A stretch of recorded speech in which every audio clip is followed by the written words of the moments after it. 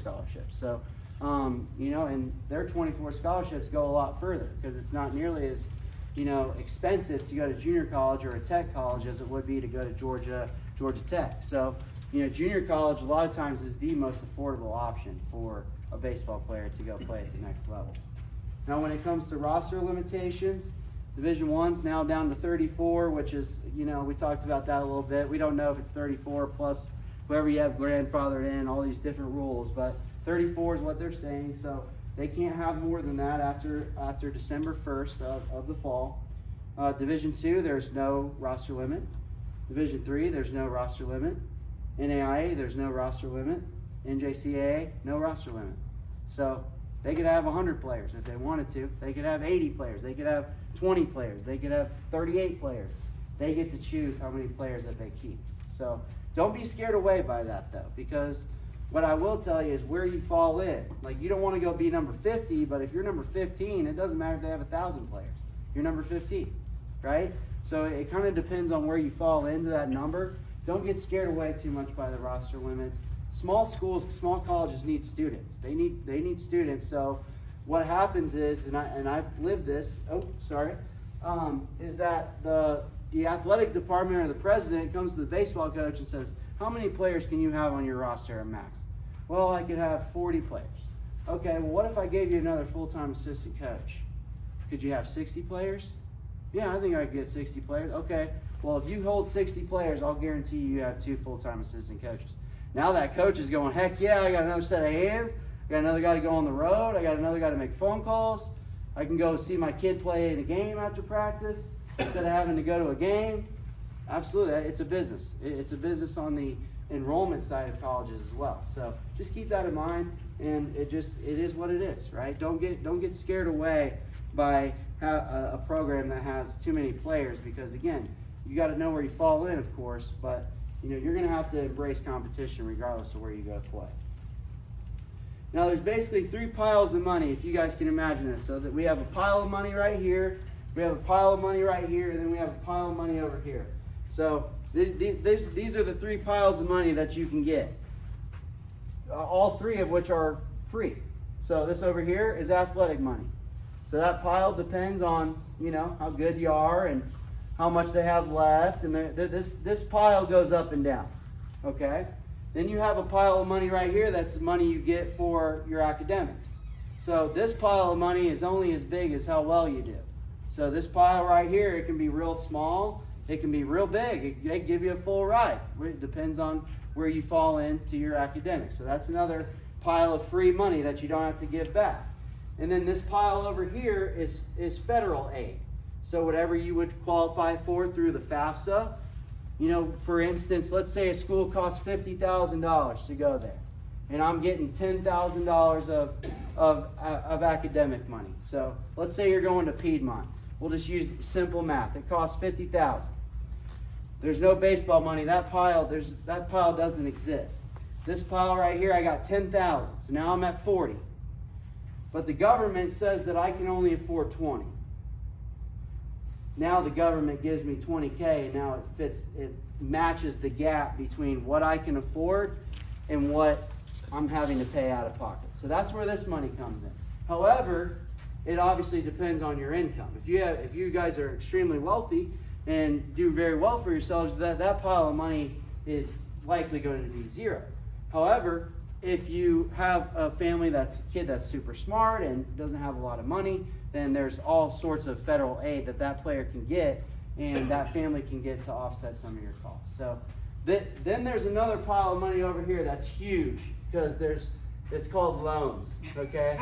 This pile is, it'll fill up this whole room. They got more loans than they can give out, but that's not free. You gotta obviously pay it back. So those 3 piles are the ones that you wanna maximize right here, in terms of what kind of money that you can get and what you don't have to pay back, okay? So just keep that in mind.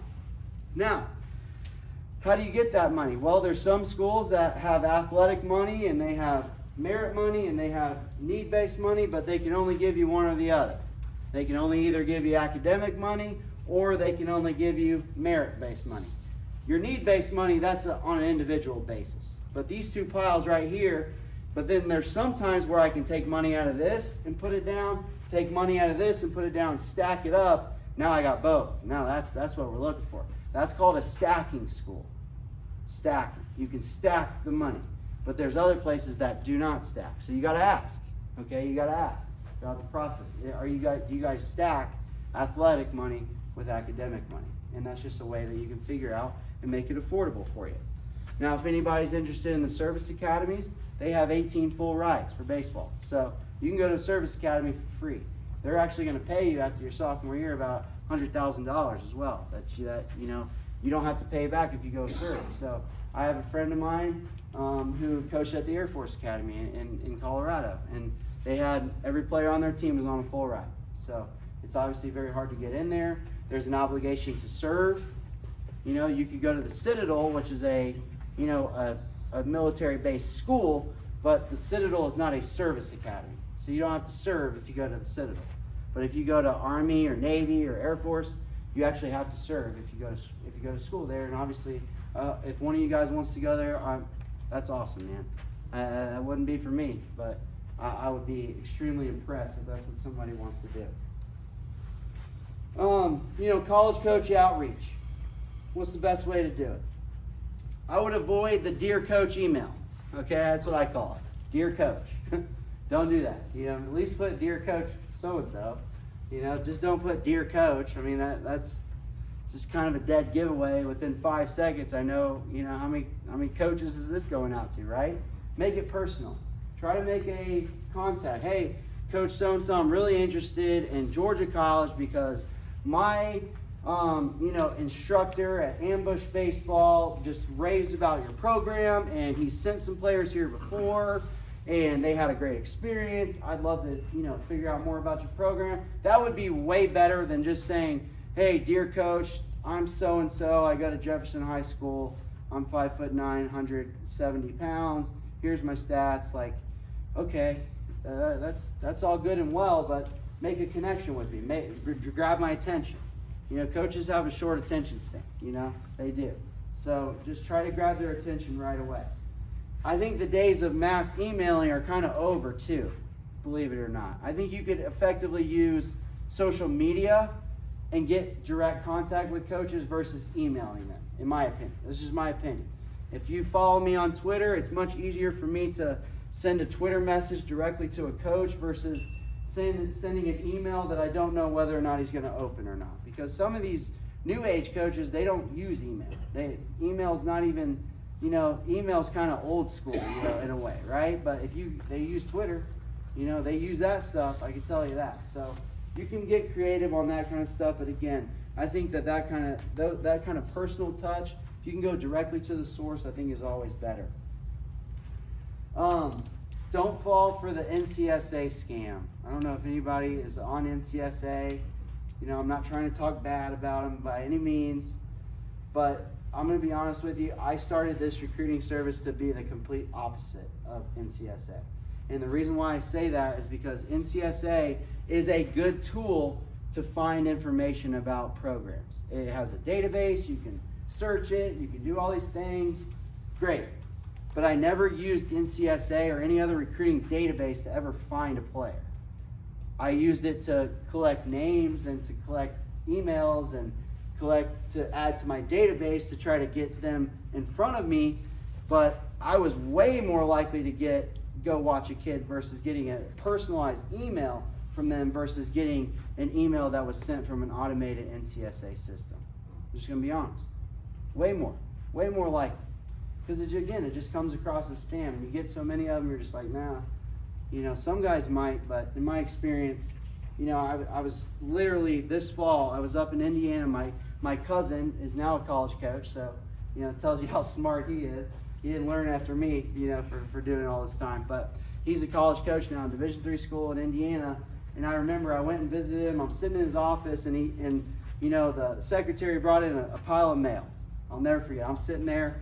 And I'm just, observing, and he picks it up, and it's a postcard from NSR that had like a picture of a kid on there. It had like it looked like a flyer of some kind. He said, hey, look, we got one of these again, and then literally just dropped it in the trash. And I was like, there you go. Right, wrong, and different. it wasn't personal. It was just, it came across as not, who is this kid? It's just a piece of paper, right? So again, college coaches, I'm not saying that they're right about everything, but I'm telling you, make it personal, make it somewhat of a personal connection, somehow, some way, either through yourself, through the platform, or through somebody that you know and trust, okay? Now, when it comes to people that you trust, you also got to ask them to tell you the truth. So people see that I coach at Clemson all the time. They call me, they're like, hey coach, I really want to get my son to, place like Clemson. And I'm like, okay, that's great and all. And then I tell them after time, I said, well, listen, sir or ma'am, if your son's not good enough to play at Clemson, I will not call them for you. And I tell them that, because that's the type of person that you want. I can't be selling every player that I have to every program that I know. So I do it opposite. I start with the kid and the family. Let's get to know you guys. What kind of experience is this kid looking for? And then I connect the dots after that, versus the other way around, where the database service kind of does it the other way. They blast it out, they throw it up against the wall, whatever returns is what they go with. Where I think it's way more efficient, and I've had a lot more players go somewhere where they like and that they're all in on and that they're so happy they're there, versus me just trying to get them signed as quickly as possible. I tell every player in my organization, it is not my goal to get this over with as quickly as possible. It's actually not my goal at all to try to just get you in, get you out, next kid, no. Take your time. I would tell you to go slower versus going faster. Ask all the right questions before you sign your name on the line. Because if you go into a school and it's not quite what you thought, you're going to end up calling me back, and now we got to start over again and trying to find you another place to play. I've had one kid that's going to his third school in 2 semesters. He went to Western Michigan. He was told that he wasn't good enough when I told him he shouldn't have gone there in the first place, but he had the D1 aspirations, right? Can't fault him. He went there in the fall, basically got cut, went to Hope College, which is a Division III in Michigan, and had a great season, tore it up, and now he's ready to transfer again. So, will it work out for him? I hope so. I'm going to try to help him. But that's also a red flag, too, for the coach. Kid's going to 3 schools in 3 semesters. What's going on here? So make sure you make the right choice the first time. Or at least to the best of your ability, try to make the wisest choice. It might not be the right one, but it's the wisest one, at least for the time being. So that's what I would tell you. Twitter. You guys all got a Twitter? I would use it. Twitter's the best platform to get directly with college coaches. College coaches use Twitter more than anything else. I never used Instagram. My Instagram's private, man. That's where I post a picture of a fish, a trout that I caught. Not where I'm going to find baseball players, all right? So Instagram, use that to post pictures of prom or whatever. Don't use Instagram and put out a bunch of baseball stuff. Use that as your main platform. It's just not going to give you the return that you're looking for. But if you use Twitter, and absolutely use Twitter if I were you guys, and I use it a lot, I'll post a video of one of my players that I go see, and I'll just post a video, hey, this is a kid that college coaches need to see. I'll have 3 or 4 text messages within 10, 15 minutes. Every time I put something out. Coaches will call me, hey, what do you got on this kid? I like him, So use it. I know that they use it because I used it. I know that they use it because I run camps, and they're sitting at lunch, and they're on Twitter talking about it. I know that they use it. Now, what I will tell you about Twitter is don't repost all your buddies' stuff on there, though, because that gets pinned to your profile. So if I can't figure out who you are when I go to Johnny Smith's Twitter within 12 seconds, I'm not going to keep looking. I'm not going to scroll down to find a video of Johnny.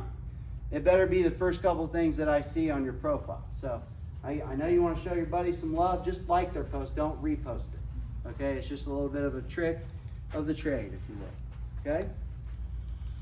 I get this question a lot. Are there any databases that are good? I think Prep Baseball Report is the best one, in my opinion. PBR.